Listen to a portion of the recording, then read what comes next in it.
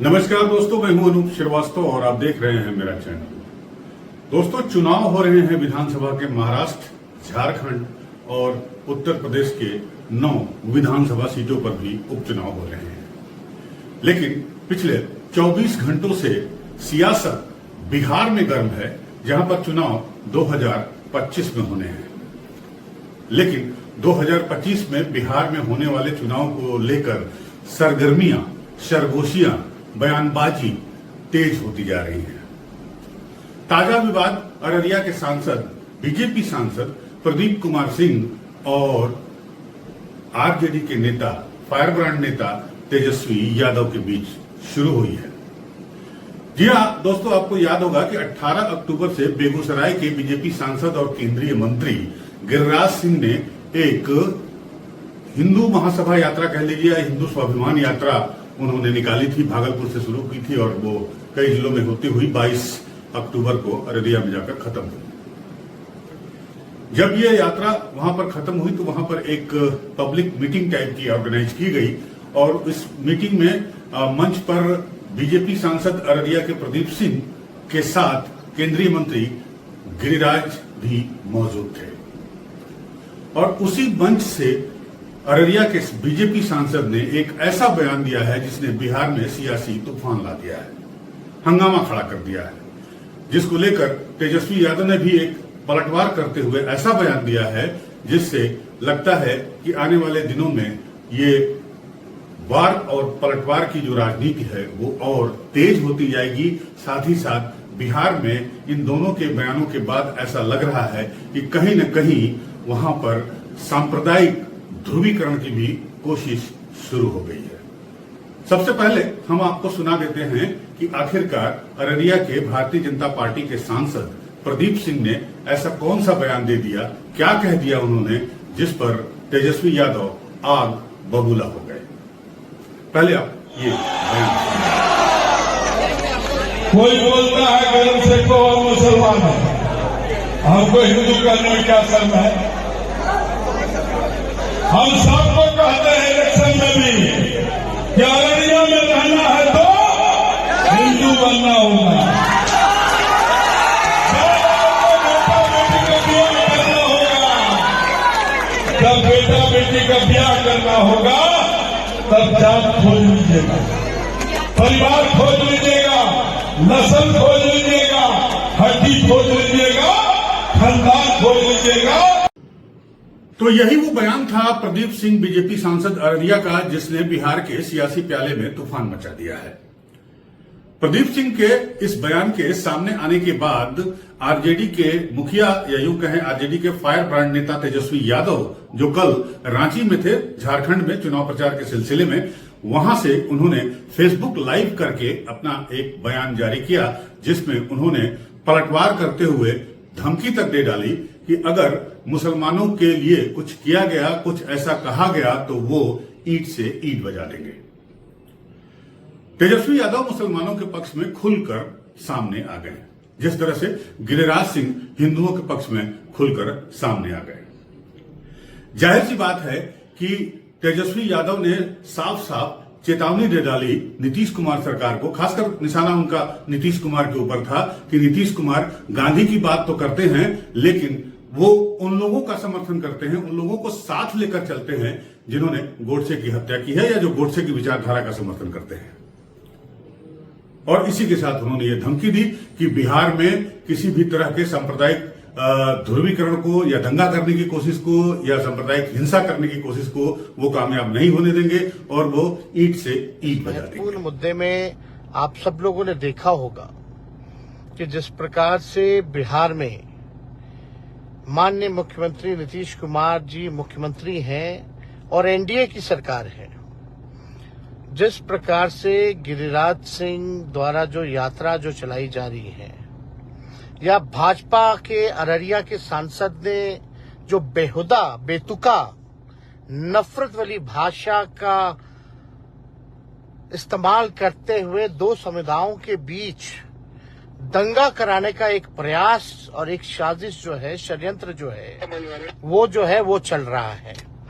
और आप सब लोगों को हम इतना बता देना चाहते हैं कि बिहार सरकार ने, अद्भुत है नीतीश कुमार जी, कि गांधी की बात करते हैं और गॉडसे के वंशजों को बढ़ाने का काम कर रहे हैं बिहार की धरती पर। राष्ट्रीय जनता दल हमेशा से सामाजिक न्याय और धर्मनिरपेक्षता की पार्टी रही है। जो कुर्बानी देना पड़ा हो हम लोगों ने दिया है। मजबूती के साथ हम लोगों ने सांप्रदायिक शक्तियों से, सामंतवादियों से हम लोगों ने लड़ाई लड़ी है और आगे भी हम लोग जो है लड़ाई लड़ेंगे। लेकिन नीतीश कुमार जी आज बहुत खुश हैं। आज महात्मा गांधी की बात करते हैं, लेकिन गॉडसे की जो वंशज हैं, जो आरएसएस जो है, उन लोगों को बढ़ा रहे हैं, उन लोगों को फला फुला रहे हैं। आप देखिएगा जिस तरीके से भाषा और जो इस प्रकार से सीमांचल के इलाकों में जाकर के एक प्रयास किया जा रहा है दंगा भड़काने की केंद्र मंत्री द्वारा।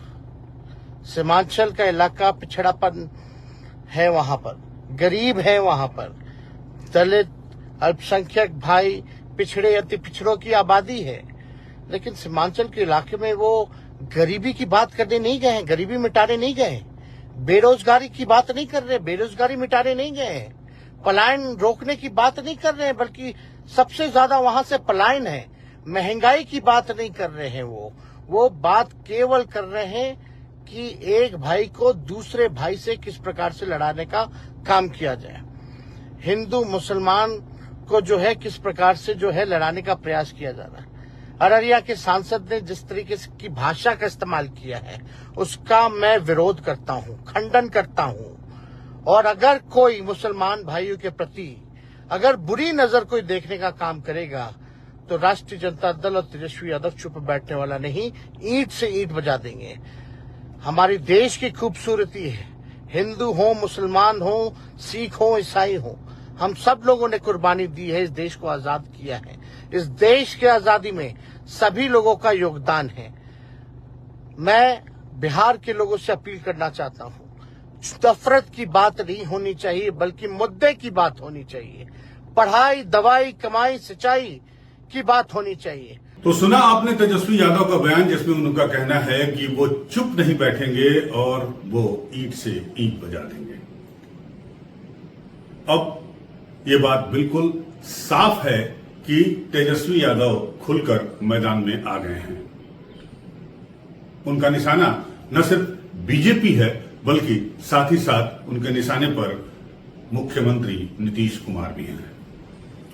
हालांकि आपको बता दें कि इस बारे में जब इनकी हिंदू स्वाभिमान यात्रा निकली थी गिरिराज सिंह की, उस वक्त जेडीयू के जो मुख्य प्रवक्ता है नीरज कुमार, उनका ये बयान सामने आया था कि जेडीयू इस यात्रा से इत्तेफाक नहीं रखती है, क्योंकि बिहार की राजनीति जहां तक मैं समझता हूं उसमें बहुत ये भी क्लियर है कि बहुत सारे मुस्लिम जो है वो, या अल्पसंख्यक वर्ग जो है, पिछड़ा वर्ग तो नीतीश कुमार के साथ है ही, लेकिन अल्पसंख्यक भी उनको पसंद करता है और वो उनके वोट बैंक में भी शामिल है।